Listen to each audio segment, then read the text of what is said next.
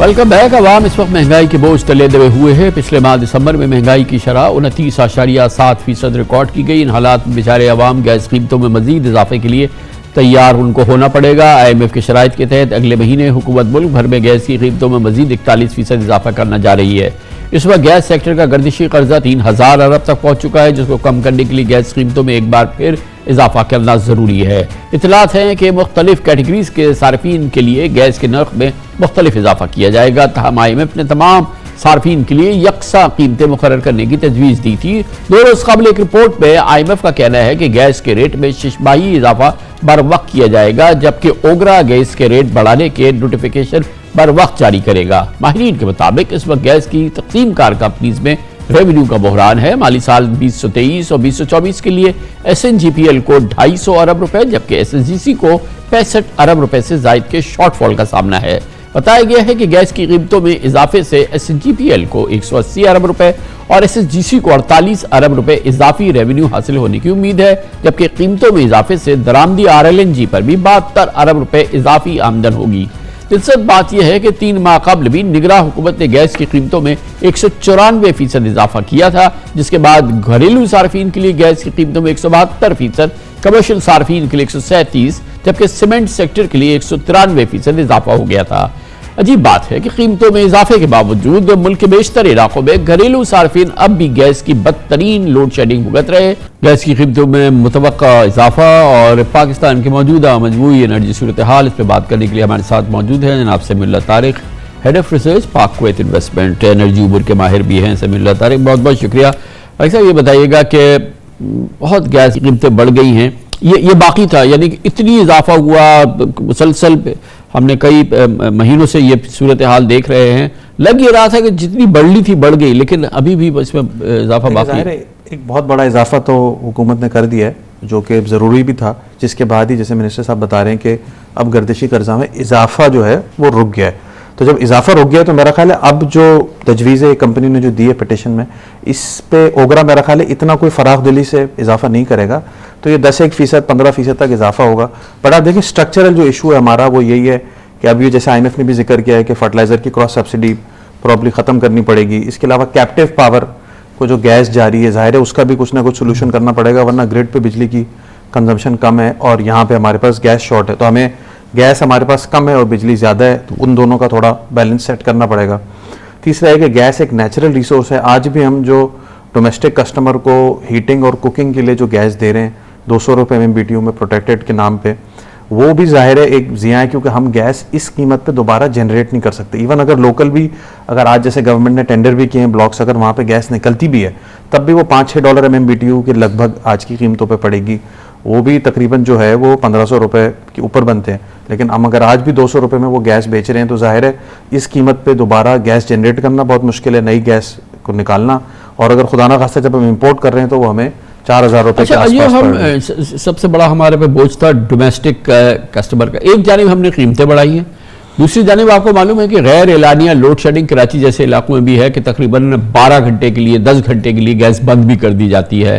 तो ये 2 बड़े इकदाम हैं जिससे कि हालात में कुछ बेहतरी आई है। और दूसरी चीज़ ये कि ये जो UFG है, जो अनअकाउंटेड फॉर, जो चोरी होती है गैस या लीक हो जाती है, इसमें कमी नहीं हो पा रही है। ये क्या अजाब है ये, खासतौर पे SSGC का हम देख रहे हैं। तो देखिए 2 चीज़ें, एक तो है कि गैस जैसी प्रोडक्ट है, तो अगर हमारी चूंकि सप्लाई पीछे से कम हो रही है, हर साल प्रोडक्शन कम हो रही है, तो जाहिर है आप इसके अंदर गैस बिजली की तरह तो है नहीं कि आपने ऑन कर दी ऑफ कर दी, आप एक सर्टन क्वांटिटी पाइपलाइन में छोड़ते हैं। अब जाहिर है वो कंजम्पशन चूंकि ज़्यादा है तो इसकी वजह से जो है वो गैस फिर ख़त्म हो जाती है और फिर वो मिलती नहीं है। अच्छा, इसकी वजह से कुछ किया हुआ है, कुछ जगह तो ये हो गया कि काफ़ी लोग अब इलेक्ट्रिक गीज़र और हॉट प्लेट वगैरह पे शिफ्ट हो गए, तो इवेंचुअली हमें इलेक्ट्रिफिकेशन की तरफ तो जाना ही है, तो ये एक अच्छी डेवलपमेंट है। दूसरा, कुछ लोग उसको सोलर या रिन्यूएबल, इवन छोटे इलाकों में, देही इलाकों में भी लोग अब पैनल का यूजेज, सोलर पैनल का काफ़ी करने लग गए। और इवेंचुअली मेरा ख्याल है सोल्यूशन यही है, क्योंकि आगे जाते हुए जो है वो गैस उस तरह तो हमारे पास और निकल नहीं रही।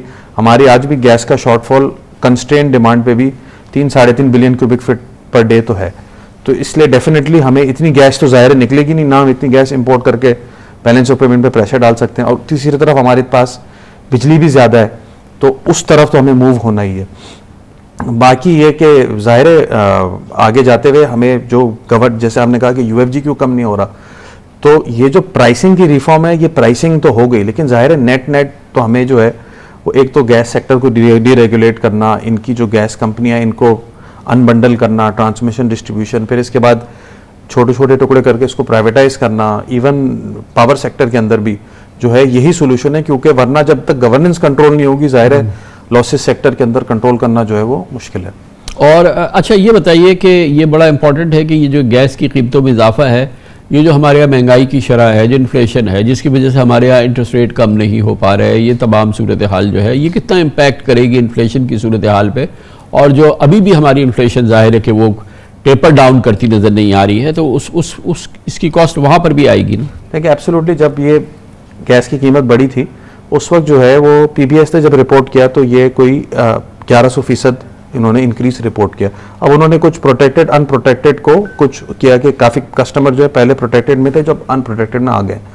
हालांकि टेक्निकली जो है अगर एक सर्टन रेवेन्यू हम जनरेट कर रहे थे डोमेस्टिक कस्टमर से, और आज एक एस्टिमेट आपने लगाया कि अगर वही कंजम्पशन रहती है और नई कीमत होती है तो उस पर एक ये रेवेन्यू आएगा जिसके अंदर फिक्स चार्जेस जो लगे हैं वो भी इंक्लूडेड है, तो वो 120% के लगभग बनता है। आप 120-130% इतना ही इंक्रीज रिपोर्ट कर देते, लेकिन अब उससे हुआ ये कि जब वो 1100% आपने रिपोर्ट किया तो वो वेट में मल्टीप्लाई होकर 2% से हमारी इन्फ्लेशन का पूरा जो कर्व है वो ऊपर चला गया। अब ये कि आज अगर आपने कहा कि 29% इन्फ्लेशन थी तो ये 29 नहीं होती, ये 27 होती, क्योंकि इंडेक्स एक दफा ऊपर चला गया। तो अब अगर इसके ऊपर मेरा ख्याल है कुछ रेजोल्यूशन की बात तो हो रही है, मेरा ख्याल है अगर ये रिजॉल्व हो जाए तो डेफिनेटली इस जो रिपोर्ट थी आईएमएफ की, इसके अंदर आईएमएफ ने भी यही कहा है कि on a forward looking basis real interest rates जो हैं वो पॉजिटिव हैं। तो ज़ाहिर अगर ये 2% का हमें गैप और मिल जाता तो वो पॉजिटिव और ज़्यादा होते तो स्टेट बैंक के पास रूम भी होता कट करने का। तो ये बताएं, आज की एक अहम खबर ये है कि तवील अरसे के बाद 8 ब्लॉक्स हमने एक्सप्लोरेशन के लिए दे दिए हैं। सारी उसमें पाकिस्तानी है, सिवाय शायद एक कंपनी है जो चाइनीज़ है, लेकिन बहरहाल ये एक तवील अरसे के बाद एक बहुत बड़ी चीज़ होने जा रही है। इसके लाइकली क्या हम इसका इम्पैक्ट देखेंगे आगे? देखिए बिल्कुल जाहिर है, बहुत ही खुशाइंद बात है कि दोबारा जो है वो ब्लॉक्स की बिडिंग स्टार्ट हुई है। जनरली हमारा एक्सप्लोरेशन रेशो जो सक्सेस रेशो है वो बहुत ही अच्छा है, 1:3 है, तो होपफुली इसके अंदर हमें कोई सक्सेस अच्छी मिल जाए। अच्छा, फ़ायदा जब होगा जब अगर एक तो एक छोटी डिस्कवरी है 5-10 MMCFD, एक बड़ी डिस्कवरी अल्हम्दुलिल्लाह या इंशाअल्लाह अगर हो जाए तो जाहिर है उससे बहुत फ़ायदा होगा कि जो है हमारा गैस का जो डेफिसिट है या बैलेंस ऑफ पेमेंट में जो प्रेशर है, क्योंकि हम LNG इंपोर्ट कर रहे हैं, या जो गैस की शॉर्टेज है या इंडस्ट्री की सप्लाई, ये सारी चीज़ों पे हमें काफ़ी जगह हेल्प हो जाएगी अगर हमें जो है वो ये जो है कोई बड़ी फाइंड आ जाए।